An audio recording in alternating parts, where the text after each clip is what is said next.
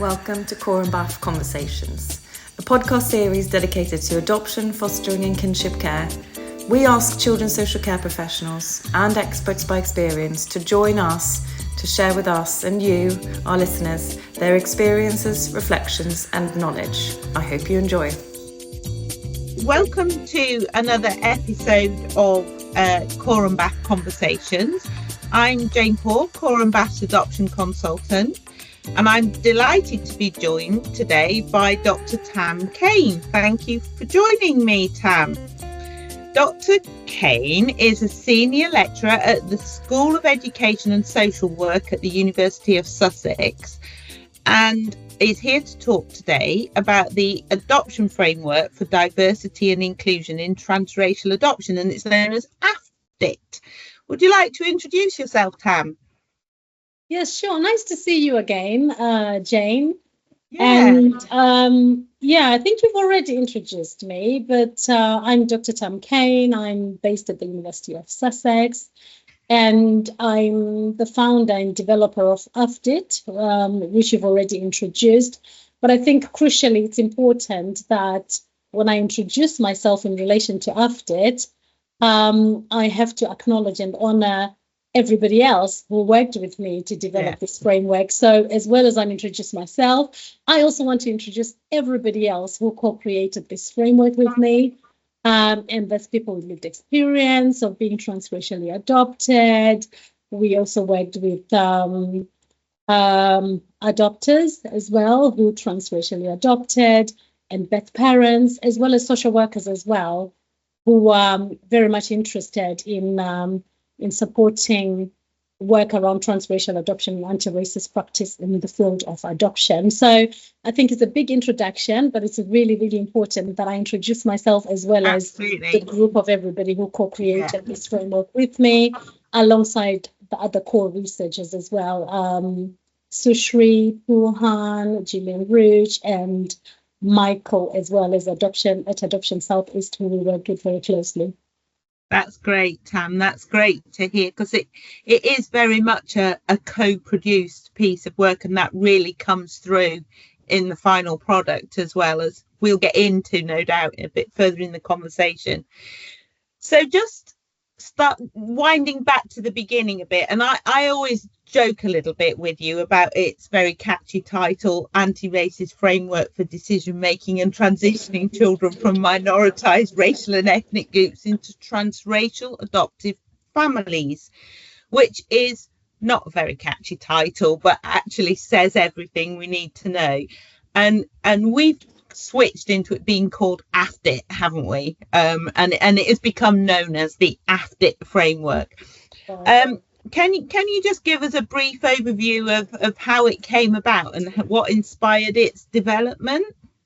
Yes, and thank you for that. AFDiT is an easy way of absolutely capturing everything. So how did this come about? And obviously because of the shortage of Black adopters, as we know, and an increase of number of children, particularly Black, Asian, and those of racialized and minoritized ethnic group, we do know that Black children are the least adopted, and even if you want to then compare them with Asian children and mixed race children, but within that category, we know that those children end up being transracially adopted. We have a shortage of Black adopters. So alongside the big drive really for anti-racist practice, and really thinking about what are we doing in practice in relation to anti-racist practice since George Floyd, it was really clear that we need to go back. We need to go back to really look at what are we doing in practice. Mm-hmm. And in the work that we're doing around anti-racist practices, you know, Jane, my area of research is adoption as well as looking at what's happening in the adoption field for Black adopters. And I developed the BRACE framework as well, which was really about trying to push and encourage social workers to really think about how they de-bias when they're recruiting Black adopters. Yeah. In doing that, it was very clear that social workers need something to support them in the work that they do. It was really clear as well that as we have children moving in transracial adoption, social workers need a framework. Social workers need something to help them. particularly as we're increasingly learning about the lack of confidence to talk about race, the lack of confidence to talk about identity. So in doing that, we got together with colleagues, particularly Michael, where I was also doing some work with Adoption Southeast, and we had conversations about, actually, I'm thinking about doing this research. Do we think that it will be something that is well accepted in research? So we launched on the journey, and as you know, in research, sometimes funding, it's very difficult to get funding. So it took us some time to get to then receiving funding from the British Academy to do this research. And then alongside that, and conversations between Michael and CoramBAAF, as well as conversations with Sarah Johal, Adoption England, we received additional funding to kind of make this project much bigger than what it had initially been approved to do. So this is really the backstory to how we developed the framework and the ongoing work that we had been doing anyway with people with lived experience to try and change and think carefully about how do we make transracial adoption work where we haven't got enough adopters who might match the identities of the children we're looking at here, particularly who are racialized and minoritized in the adoption system. Yeah, that's a great description, Tam. That's really helpful, because we know from research what happens when transracial adoption's not carefully managed, and I think you've given a real foundation there of what you were trying to challenge in terms of, you know, children experience conflict in their identity, that lack of self-worth, and that they may internalize the colour blindness. So this aims to help social workers work through some of those issues and give them the confidence to actually begin to talk about some of the issues. So can you just tell me what are the different components that are in it? Thank you. And before I talk about the components of AFDiT, I think it's really important to say that AFDiT in itself is a tool that is research informed. It's really informed by people's lived experience. So as well as that co-creation was there, part of this work also included some of the stuff you've already highlighted, which were findings in the study, which is we want to talk to people, adult adoptees with experience of transracial adoption. What are they saying could be better in practice? So as well as we've co-created this, at the crux of this are stories and narratives of people with lived experience who are saying, actually, you said, color blindness, the identity confusion, you know, the imposterism that might arise, the microaggressions, things that are not really clearly understood, the racial trauma that might be experienced by somebody who's transracially adopted. These are our experiences, and let's use them as well to inform and make practice better.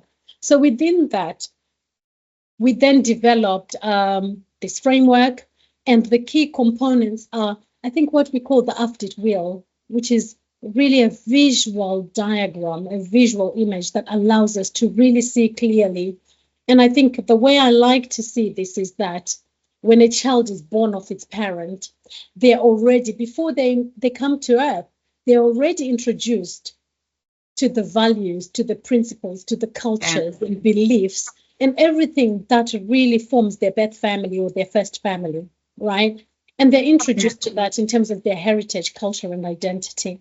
And when we look at this wheel, the argument is that we need to remember that a child was introduced to these traits, if you like, around the child's identity pre-birth. And within this wheel, what you see are different aspects, really, like a child is offered reassurance, understanding, they observe, they're given that sense of belonging, they see, they experience naturally aspects around their identity, and often, sometimes it gives them a sense of security as they immerse through that. So the challenge within this wheel is that if we come from the point that these elements are introduced to a child pre-birth, and when they're born, whether a child is removed from the birth family, whether at birth or at a later stage into fostering, through adoption, we need to remember that these are elements that need to remain in a child's life through their journey for them to understand their identity. culture, and heritage. So that visual diagram really allows us, and it's a reminder, I think, for us professionals to say we need to think about these things and make sure that, and my argument is that if any of those drop, then we are at a risk of having a child who might experience identity confusion, for example. Yeah. That's great. And we'll come back and talk about that wheel as well, and how we're beginning to implement that into practice as well, because I think it's a great visual tool. I mean, I'm a massive fan of this framework. You know that, Tam. I think the way it can be implemented across so many different facets of assessment and self-reflection and thinking about what children need, and giving tools to be able to have those conversations and to start those conversations about what is important to those children, and talking to birth parents about the all those facets that you've just outlined that we need to ensure are retained for that child and supported going forward throughout their life. Have you got some examples of where how it's being used at the moment? Yes, I do. Before I do that, I don't want to forget other components, actually. I'll come to them. So you said key components. So it's the wheel that I explained in detail. But something that I think is also really key is this practice model, which is the racial consciousness element of it, and the race and cultural intentionality, which is, it's a practice model, but also it's a decision-making tool. But also it's a measure as well. If you look in the framework, it's also a scale that allows you to really assess where prospective adopters or adoptive parents are within that scale of racial consciousness, race intentionality. And you'll find that if you've got that scale, you've got a point of evasiveness and a point of competency right at the end, right, as a continuum. So if I just quickly describe what we mean by racial consciousness, it's really the individual's awareness and understanding of their own race, of their own identity, and really thinking about how that is significant in our interactions, our social interactions, our personal identities in relation to the other, and also importantly, really thinking about systemic structures that we work with. I think that's really important, particularly in terms of adoption, children's services, fostering, the systemic structures that really we need to think about in terms of what does this mean in terms of racial consciousness, and what may be the barriers in relation to me understanding my identity and also the child's identity. Then the cultural and racial intentionality, I think arguably you could think that they're similar, but as far as I'm concerned, they are not, because when we're talking about race and cultural intentionality, we're thinking about being purposeful in our actions, in our strategies, in the policies that are intended to dismantle biases around culture, race, and systemic inequalities. And then we need to be thinking about how do we promote equity, equality, inclusiveness, and really address some of those cultural and racial disparities. Then you've got the decision values, which is another element. And those decision values are really, really important for social workers. So if you remember, we said that the scale, racial consciousness, racial intentionality is a decision-making tool as well as a practice model within it. But within that, you've got these values that allow you to think about what about power? What about privilege? Just really thinking about effective collaboration with birth parents, because they're really important in terms of supporting us to understand the child's identity, right? And there are issues around detailed decision-making, accurate analysis around the child's identity factors. And I think what's so important in this one is that idea of cultivating connection across difference, because that's what we're looking at in transracial adoption and identity affirmation for children, and remembering that sometimes there's racial trauma that we need to think about and we really need to understand, and of course relationship-based practice. So do you think that the social worker needs to look at their own scale first and consider their own racial prejudices and where they are on that scale themselves first, or can they do that at the same time within that when they're working with families and birth parents and assessing? That's a good question. I think we reflected on this previously, especially at the launch when we did the AFDiT launch. And practitioners' feedback were that, wouldn't this be good for the social worker to do this themselves? Yeah. Wouldn't it be better if they use this in supervision as well, before they even start thinking about using that framework with others? Because then that way you can assess yourself, self-evaluate, where am I and how can I shift the scale? Absolutely, because I think workers need to be aware of their own value base and where they're coming from and where they are on this before they can even begin to use it to talk to families. In terms of how it's being used at the moment? So we know that it's being used in adoption, in several regional adoption agencies, and also the voluntary sector, they're using it as well. We also know that in fostering, this framework is being used. So it's not just a framework that's just sitting within adoption services only. And we also know that in some regions, this framework is also now being used in permanency teams as well, to help them to really think about where they are at in terms of thinking about the child's journey into adoption, which is really, really fantastic. So that's how it's used. In terms of an example, I think, and that I've been given recently around how this is used, that scale in particular, and the wheel in particular are really useful.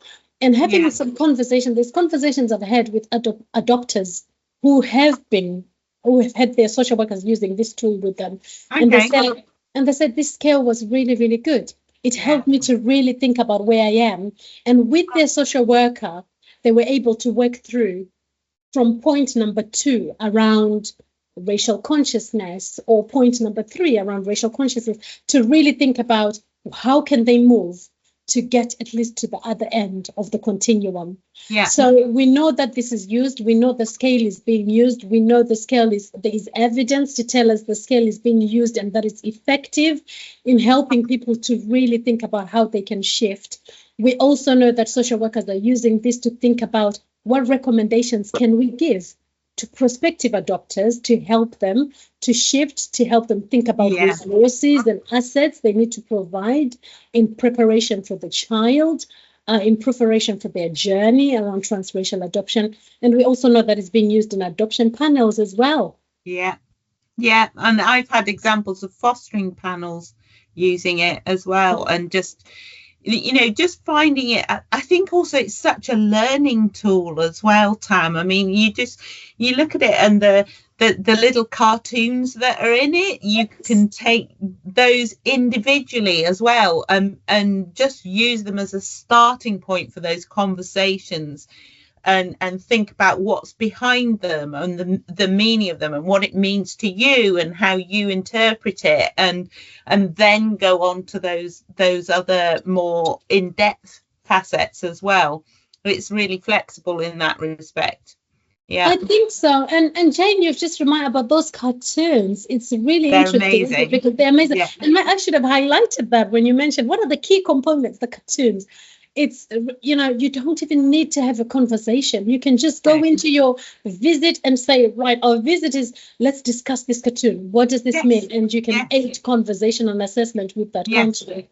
Yes, it's great. And it's just that, I mean, there's one in particular about a little boy who's facing the other way and leaving and what he's leaving behind in terms of his race and his culture and his family and everything else, and he's going off, and his new family are sort of taking him off onto things, and it just embodies so much in that. To just begin to unpick and say to people, what does that actually mean for you? How do you interpret that? Can you relate to this? Because I think it's such a big learning curve for prospective adopters, isn't it? Absolutely. And just to provoke the mind, isn't it? It's a teaser, and you get to think about something you hadn't thought about. But also you can, even with those images, you can think, actually, if I was that child, leaving what I know behind, how would that feel for me? It's really great. So Are there any challenges that organisations face when they're trying to implement this or adopt this? And what do you think they can do to work around those? Yeah, I think the word challenge is an interesting one, isn't it? So, and I've come to discuss the benefits and challenges of the word challenge recently.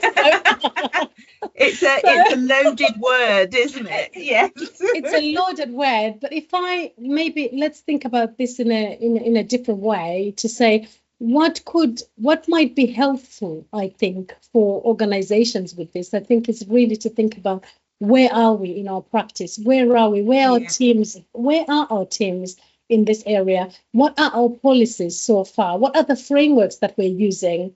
And I think one way to do this, to then really review where teams are, organizations are, agencies are in relation to transracial adoption, and really think, what learning can we take from this?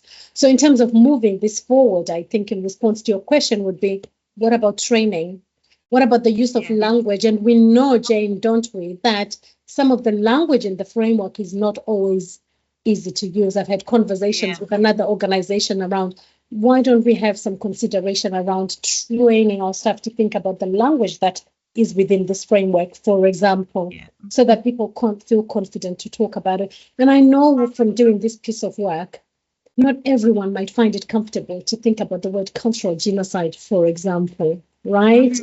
Words like white saviorism, for example, are not always easy to share and to discuss, isn't it? With adopters, with prospective adopters, and I've had those experiences in conversations as well.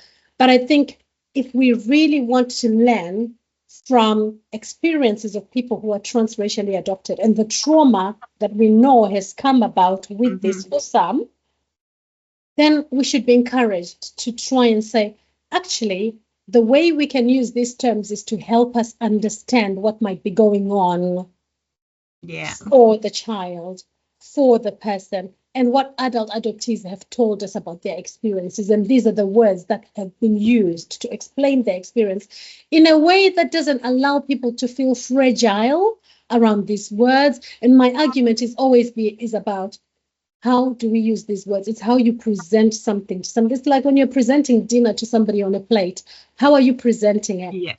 If you throw it there, it's not going to be attractive, is it? So it's really thinking about, how are you presenting it in a way that can foster discussions, can foster understanding, can really think about placing, because in all this is placing the child right at the center, in the child's interest, for us to continuously think about, what does this mean? What are we doing in supporting the child to nurture their identity? So I think it's gradual implementation, training, collaboration, I think, with stakeholders, and having people with lived experience coming in to also help them. I think because this is something that is co-created, we know that there's a lot of people with lived experience who've been involved in this work, who are still open to support thinking around this work as well. So it might also be about resource allocation. How can you do this in terms of ongoing support, funding for people with lived experience who are coming in to talk about this, so that it's not just being done at a tokenistic level, and really thinking about, how do we support our social workers, prospective adopters, our foster carers, to think about this, to use this for themselves as a tool, but also how can we use supervision as a way of support. But at the end of it, as far as we're concerned, being accountable to the young person around this journey. So it takes leadership, it takes flexibility, it takes that idea of being able to adapt to thinking differently, and accepting that although some words are difficult to think about, their reality for some. Absolutely. And I think one of the things that I like about it is its robustness, if you can understand, how I'm applying that here, because it is co-created and it's embedded in people's experiences as alongside the research. It's a really there's so much in there that it kind of gives you permission to access and use it, because It's like not being afraid of it somehow for me. And yes, the document itself, when you first look at it, it's like, wow, there's so much in there. But I think that's what gives you that confidence to just take a little bit of it and start using it, rather than it being, you know, this is what you say, then this is what we need to think about. It's actually just open this, pick a page, start to look at it, start to think about it, start to reflect on your own and your organisation and each other's values, and then you can begin to apply it to your families you're working with and the children that you're working with, and follow that through to the support that you need and the training that needs embedding around it. So for me, it's the fact that it is so complex is great, because it gives it that real strong foundation at the same time. Does that make sense? It absolutely makes sense. And what you're saying reminds me of when we were running our co-creation sessions. And a colleague, Naomi, she won't mind me saying this, and we're having some discussions between us. How can we make this so accessible? You know, and with other colleagues at PACT, and we're sitting and thinking, and others are saying, right, I like words. Others are, I like images, you know. All right. And it started off as a very, very big document, you know. And as we evolved, you said that this document is very big. It was bigger than that, and it was only words, right? And with amazing social workers and amazing people with lived experience, we managed to break it down so that it fits everybody. Who likes words? Who likes images? You know, who likes different ways of working and things like that as well. So we managed to bring it to that. The idea of permission, I think, is really, really important. And we need to remember, talking about race and identity is not easy for many practitioners. And we also know in our practice, there's concerns around being accused of, you know, being racist because you're questioning and you're exploring and you're curious. Whether you're working with somebody of the same identity as you and you're questioning why do you want to adopt transracially, or you're working with somebody who's different from your identity. And what AFDiT does is that actually we're doing this because we're thinking of the best interest of the child. These social workers are not coming to ask you these questions because they're racist. Absolutely. Because they're prejudiced. They're coming to ask you these questions because at the center of this is the best outcomes for the child long term, and is their interest, and we're being accountable. For them. So I think that permission, I think you are right, and I'm pleased, you know, that you are seeing that. I'm also hoping that colleagues who are using it in practice can find that as a cushion actually to say, look, we have this. And maybe where there's been concerns around anyone who might be saying, well, actually, you're being racist, take the booklet with you. Take the booklet with you and say, look, this is a framework you're using in practice, and it says it here. But actually, it is intended to really think about the child's outcomes at the end of the day. It is, and it feels like it gives you that permission to just begin those conversations for all children as well. Because if we get it right for the transracially adopted children, then we're going to get it right for the other ones, because they all have that need for their culture and their identity and their heritage to be preserved and developed and supported regardless of where they're living. Absolutely. We do need to honor that. Somebody recently also mentioned to me, as you're saying, Jane, that actually this framework, in as much as it's a transracial adoption framework, it can be used elsewhere. Absolutely. The questions in there are helpful. So I'm also hoping that that's something, whether you're working with transracial adoption or any other child, you can tap into it and pick what's helpful to support your work, including the concerns as well.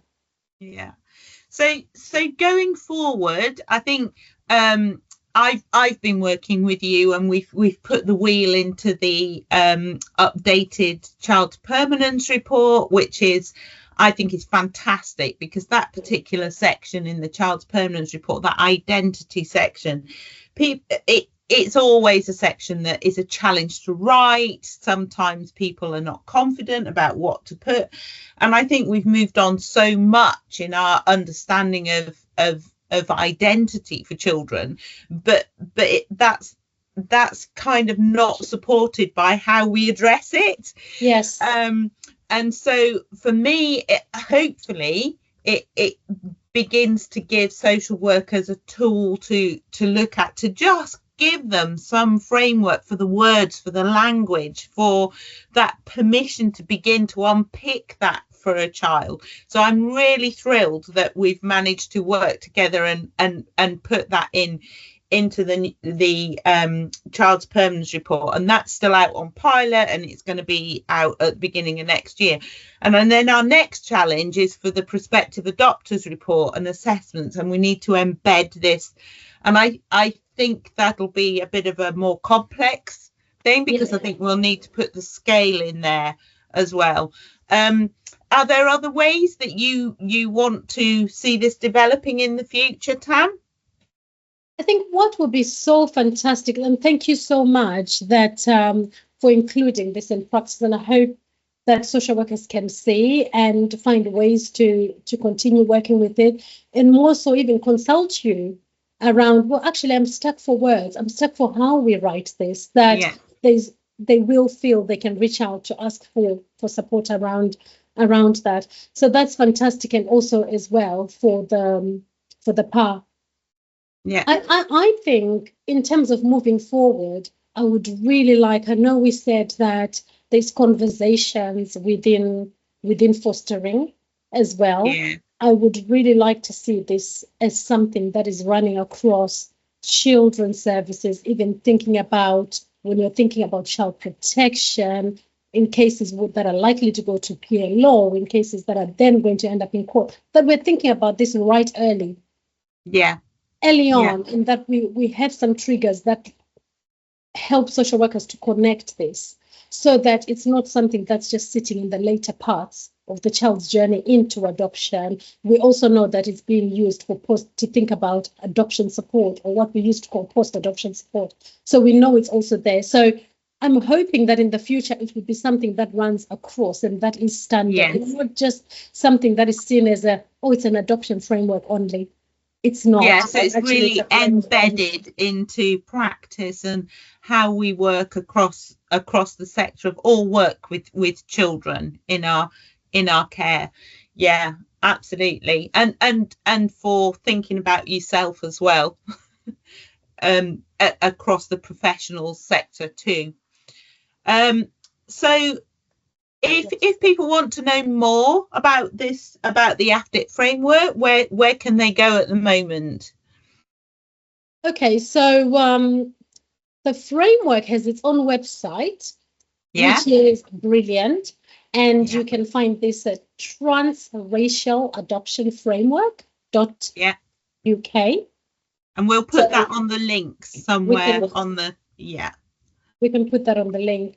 And you can also find these frameworks through Adoption England website, under the Transracial Adoption tab and forum, which is brilliant. And alongside that, there's additional training. So in relation to what we want to see moving forward, is that hopefully people can also access that training that Adoption England has prepared, which we worked with Adoption England to provide, so that it's working hand in hand alongside this framework. So that's accessible for everybody for free to access alongside the framework. So people can go either directly to the framework or to Adoption England website so that they can access it. And of course, people have your contact details as well. So we can and it's linked to us too. CoramBAAF as well. Yeah. In fact, I think there's links to the Adoption England website from ours too. I think it's all linked up. So that's really good. Well, thank you so much for joining me today, Tam. Is there anything else that you want to add that we've missed out? We seem to have covered quite a lot of ground, but yeah, I think we've covered a lot of ground. I think my last words would be just to open ourselves up to new ways of thinking. Let's open ourselves to the challenge. Get ourselves into. We think that some of the areas and aspects of a framework feel a little bit uncomfortable. We test it out. We tease it out in supervision. Let's not be afraid to step into areas that feel uncomfortable, because at the end of the day, I think at the core of this, based on the work that we did with people with lived experiences, the idea of accountability to children, and just really remembering that identity is linked to people's psychological well-being, to children's psychological well-being, which doesn't affect them now, but it also affects them in the long term. And I think we just need to remember that. And hopefully this tool provides a framework to start thinking about that, and for us to learn from experiences that we had and narratives that have been shared with us. And I just want to thank everybody. I want to thank everybody who co-created the tool with us. All the CoramBAAF for working out with us here, Adoption England for their funding, British Academy for their funding and the work that we've continued to do, and also adoptees, adopters, birth parents and social workers who worked with us. So really thank you. And my research team as well. Yeah. And I want to thank you as well, Tam, because there is definitely there's a thread of you and heart, I think I want to call it. There's a depth of you that runs through this that is palpable in it, and you've managed to pull that together through all those people that you've just mentioned. But I know that it's you that's actually brought it all together and grounded it. So thank you so much for giving us this tool and giving us those permissions to begin to, challenge ourselves and challenge the way we're working, but give us a tool to begin to actually work through some of this really difficult stuff sometimes. So thank you so much, and thank you for joining me today. Thank you, Jane. Nice to see you again. Fantastic. Thank you. Thank you for listening to this episode of CoramBAAF Conversations. If you'd like to know more or listen to earlier episodes, visit corambaaf.org.uk.